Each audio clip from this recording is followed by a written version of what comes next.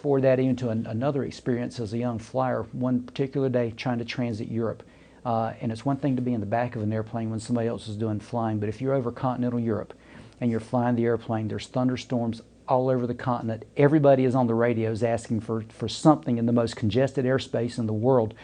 And the controllers, that may want to deal with you. On this particular day, one person on our crew had some skills in French. And even though English is the international language of aviation, this person had the presence of mind to key the radio and ask for what we had already asked for about 3 times in French. Immediately, the skies opened.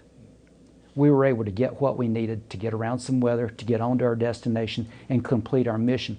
So what I really started to learn from that was kind of a timeline and progression of what was going to be important to make a living in the world. It was obvious for me as a young man that I needed to learn how to turn a computer on, that it was going to be just a basic part of the backdrop of everyday life for me to make a living. No matter what, I needed to know how to use a computer. With those experiences, I could look into the future and tell that for my children to be able to make a living in a very tightly connected world where people are coming into contact with each other, they needed to understand languages and culture. And I have pushed them to learn languages, travel, and appreciate the beauty of this world around us. And it's so much more than just language, because language without culture is hearing without understanding. And you can't make a living in the world that is now and is to come without knowing culture and language and how to operate.